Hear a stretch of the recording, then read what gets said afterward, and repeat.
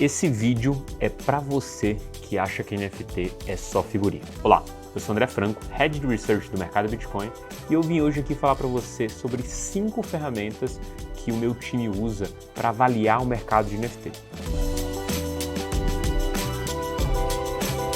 Para você que não sabe, o NFT ele é uma sigla para Token Não Fungível, ou Não Fungible Token. Isso quer dizer que é basicamente um ativo colecionável, né? Então, quando a gente lembra de NFT, basicamente você consegue lembrar de algumas figurinhas aí que alguns famosos do mundo pop compraram. A ideia, óbvio, é muito maior que essa, mas também inclui essas tais figurinhas aí que personalidades como o Neymar e até o Justin Bieber adquiriram no ciclo passado. O que a gente vai ver hoje aqui são 5 ferramentas que você, como investidor, pode usar para tentar ali fazer uma leitura desse mercado de NFT.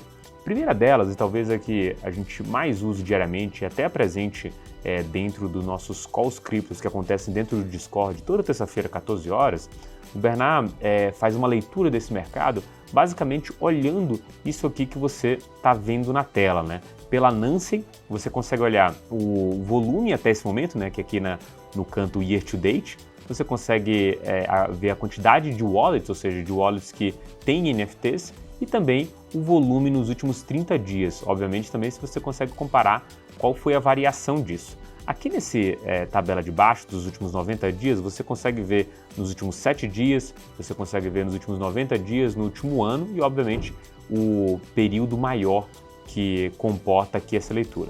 Vamos primeiro olhar esse período maior aqui. Você vê que, olhando para janeiro de 2018, de 2019, 2020, não temos substancialmente grandes volumes, né? Basicamente irrisórios perto do que acontece em janeiro de 2021 e, obviamente, janeiro de 2022, quando boa parte do frenesi de NFTs toma conta do mercado. Uma coisa interessante para a gente ver também aqui é que nos últimos 90 dias, boa parte das negociações do volume foi feito dentro do marketplace Blur, né? Diferente do que aconteceu nos ciclos anteriores, em que a gente vê, na verdade, no ciclo anterior, em que boa parte do volume era dado pelo OpenSea, mais ou menos ali por volta de janeiro de 23, a gente tem essa virada de chave em que o Blur começa a dominar parte dessas transações. Outra coisa interessante também de ver aqui são as vendas, né, nos últimos 90 dias, nessa tabela de baixo aqui, como é que está dividido entre o OpenSea, o LuxHair, o Blur e também o Mints. Obviamente também as wallets também contam nessa visão. Outra coisa que a gente pode ver aqui são os bids, né, ou seja, as compras aceitas. É basicamente como funciona dentro o mercado cripto, em que você vai lá e põe um bid, né? Você põe um valor que você topa pagar por aquele ativo, ou aquela coleção, ou aquela quantidade de figurinhas, como vocês gostam de falar, os NFTs. Isso, obviamente, mostra um pouco do quanto o mercado está aquecido, né? Quando a gente tem um percentual de bids aceitos muito forte, quer dizer que o mercado está em crescimento e as pessoas estão vendendo. Outra coisa interessante aqui são as atividades do projeto, que está aqui embaixo, e também aqui em cima os buyers, né? Ou seja, os compradores desse mercado, que são tanto os recorrentes, né? Como você pode ver aqui, os returning buyers, e os first buyers, aqueles caras que compraram pela primeira vez. Isso encerra aqui uma leitura bem básica de como funciona a Nansen, para você dar uma olhada. A segunda ferramenta que também a gente gosta aqui é o próprio Blur. O Blur ele é um marketplace em que você negocia os ativos, mas também ele consegue ali colocar numa tabela várias coisas que estão acontecendo. Exemplo aqui, nessa tabela que você está vendo aqui, você está vendo os trends, né? Basicamente os ativos que estão sendo negociados aqui por coleção. Para você ter uma ideia, eu posso vir aqui e olhar quais são os ativos, como o Bored Ape Kennel Club, né? Você clica nele, você consegue visualizar aqui e acessar o que está acontecendo dentro dessa coleção, né? Quais são os preços, o que está sendo vendido. Isso te dá um pouco de uma visão aqui muito boa sobre como que se encontra o mercado. Isso também ajuda você a tentar fazer algumas leituras. Exemplo, como você pode ver o destaque aqui que está na tela, o The Gods, que o floor price está em 8,47 Ethers e um dia de volume em 191 Ethers. Você tem destaque para outras coleções aqui também e, obviamente, você pode ver aqui, além dos trends, os tops, né? Basicamente, o floor price alto, você tem a variação diária desse negócio, os volumes dos últimos 7 dias, do último dia, a quantidade de owners, né? A quantidade de pessoas que possuem esse, e o supply total desse ativo, né? essa também é uma boa forma de você entender quais são as coleções mais hypadas, né? Pra você ter uma ideia, a gente tem 2 coleções aqui da Yuga Labs que estão aqui em top 2. Isso mostra um pouco desse poderio da Yuga Labs dentro do mercado de NFTs.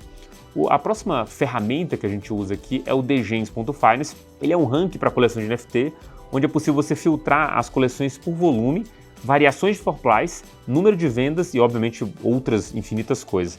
A gente considera ela uma ótima ferramenta para obter informações meio que macro assim, de coleção de NFT gratuita. Além disso, aqui do lado esquerdo você pode ver meio que uma newsletter em que eles escrevem diariamente sobre o que está acontecendo no mercado. Isso dá para ter uma leitura do dia especificamente.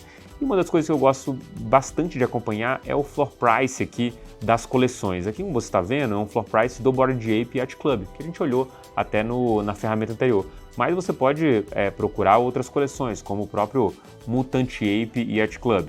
Aqui na tela você pode ver que o floor price está em 12,30, mas a gente já teve um frenesi aqui de quase 40 Ethers colocado como preço. Isso mostra para a gente também a evolução dos próprios projetos. Também dá para, obviamente, como a gente fez nas outras ferramentas, ver a coleção por si. Nesse caso, a gente consegue ver na versão Pro e não é a versão aberta a todo mundo, mas aqui você já consegue ter uma leitura geral do mercado, é bom para acompanhar.